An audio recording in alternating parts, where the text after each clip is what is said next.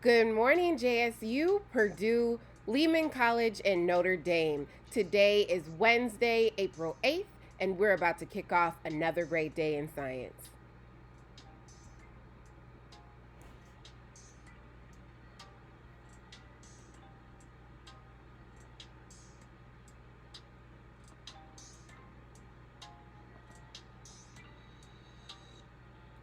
For your Do Now, you'll answer the question, how do models help scientists and engineers figure things out?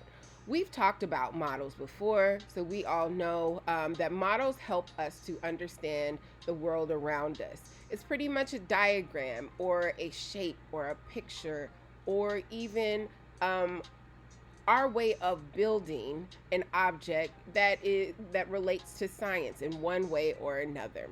So today I want you to figure out, how exactly do those models help scientists and how do they help engineers? Make sure that your response is written in the text box and copy and paste a picture to support your response after you're done. Do now, silent and solo. You may pause the video, then go.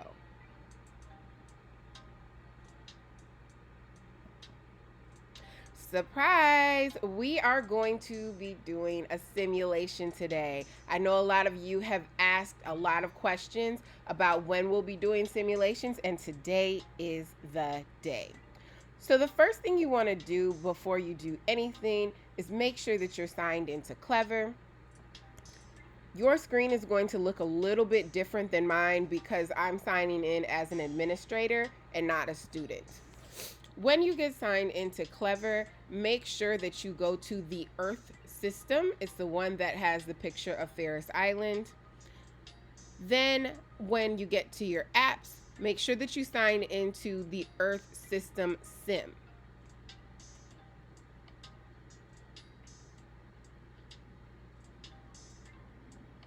And from here, we're just following instructions as they're written on our next page. So some of this can be a little bit confusing. So I'm going to go through the very first example with you. It says choose any landscape. So let's do that. Let's go with landscape 8.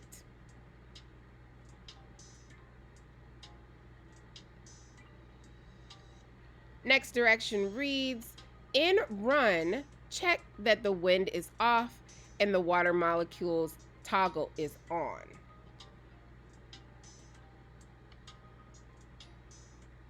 All right, so we see that the wind is off and water molecules is on. Next, it says, observe where condensation is happening in the atmosphere. So we know that condensation happens wherever you have a cool environment. The coolest environments will be towards the top of your screen, right? And we also know that this is where the water molecules are accumulating together, okay? Right before they fall. So we want to look in the area where the clouds are.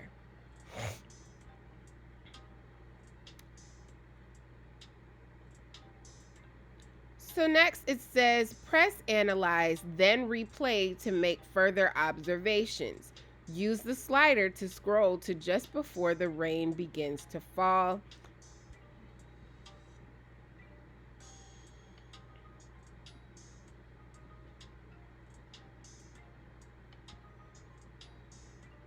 Okay.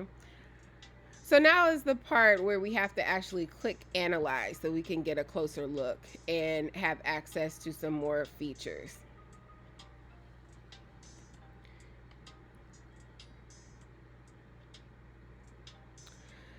Next, it says place the atmosphere window at 2 kilometers above the lake or ocean. So this is the atmosphere window that they're speaking of. Basically, what you want to do is drag it to wherever they're saying we should. And at this point, it's 2 kilometers.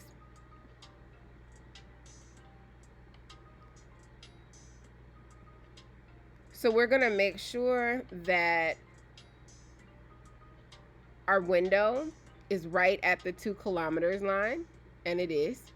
Okay, so you can see what the molecules look like from here. You can see the temperature, the height of the molecules. If it says 2, then we know that we're in the right place. Also, you can see things like how much vapor there is, how much liquid there is, okay, and a total of the different molecules that are present. Okay, so now we're going to actually record the things that we see. So we're here at 2 kilometers. Temperature is 10.2 degrees Celsius. So right here, we would just write 10.2.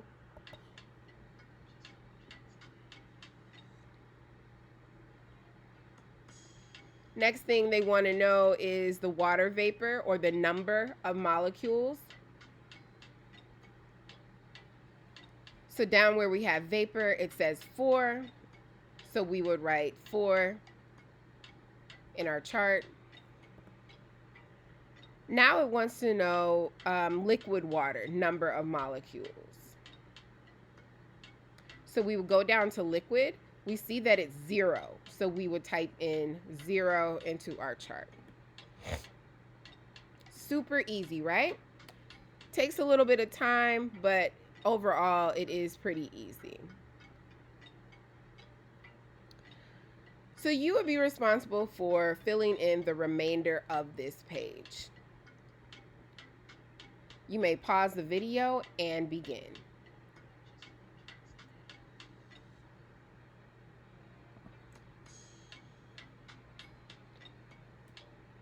Screen's down at 45 degrees.